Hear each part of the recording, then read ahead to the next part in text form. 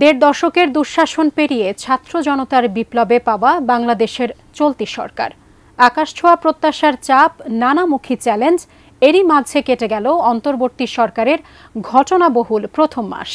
স্বৈরাচারের পতনের পর অরাজনৈতিক এ সরকারের এক মাসের অভিজ্ঞতা কেমন?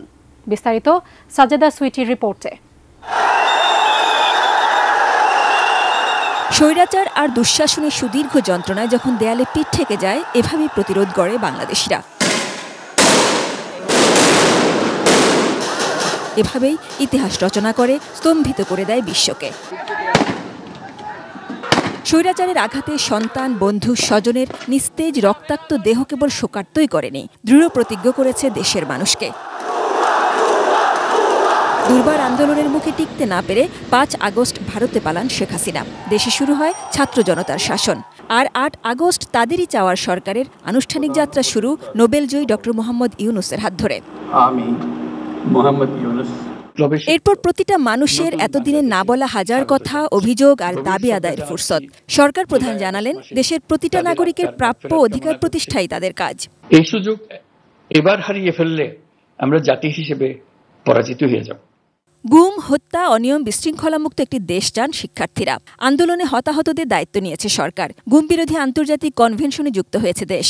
ক্ষমতায় আরোহণে তারার মাঝেও ধৈর্য ধরার চেষ্টা রাজনৈতিক দলগুলোর। আস্থা কেন রাখবো না? এটা তো জনগণের বিপ্লবের সরকার। ওনারই তো তারিখ বলবেন, আমরা তো তারিখ বলবো না। টানা 2 মেয়াদের বেশি কেউ প্রধানমন্ত্রী থাকবে না। সংসদ হবে 2 কক্ষের। রাষ্ট্রপতি ও প্রধানমন্ত্রীর ক্ষমতার ভারসাম্য দরকার। তত্ত্বাবধায়ক সরকার ফেরত আনতে হবে। চাঁদাবাজি মুক্ত দেশ গড়তে হবে। চলতি সরকারের কাছে এমন দাবি দলগুলোর।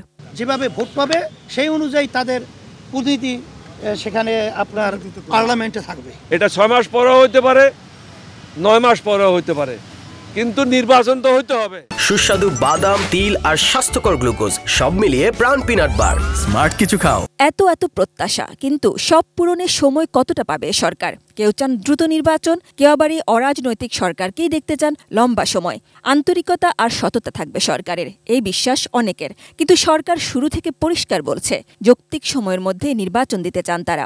নতুন করে রিরাইট হোক নাকি কনস্টিটিউশন এর অ্যামেন্ডমেন্ট হোক, ট্রানজিশন করার প্রশ্নটা বেসিক্যালি রিফর্মসের ভিতরে অন্তর্ভুক্ত। আন্তর্জাতিক অঙ্গনে সমাদৃত ব্যক্তিত্ব ডক্টর মোহাম্মদ ইউনূস কূটনীতিকদের সঙ্গে তার প্রতি বৈঠকে দেশের জন্য কিছু না কিছু আদায় করেছেন। ভারতের সঙ্গে কেবল সীমান্ত পরিস্থিতি নয়, পানির সমস্যাও মেটাতে চান দ্রুত। সরকার প্রধানের দায়িত্ব নেওয়ার পর তার প্রথম বিদেশ সফর নিউ ইয়র্কে, জাতিসংঘ অধিবেশন উপলক্ষে। সেখানে বাংলাদেশের নতুন অবস্থাটা আরও ভালোভাবে জানিয়ে আসতে চান। আইনশৃঙ্খলা পরিস্থিতি ঠিক করা, 15 বছর ধরে যারা নিপীড়ন ও লুটপাট করেছে তাদের বিচার, পাচার করা অর্থ ফেরত আনা, দেশের অর্থনৈতিক অবস্থা ঠিক করার পাশাপাশি শিক্ষার্থীদের পড়ালেখায় ফেরানো এবং সব মিলিয়ে নির্বাচনী পরিবেশ তৈরি সরকারের মূল টার্গেট বলে জানাচ্ছেন তারা। Sajeda Sweety, ATN news, Dhaka.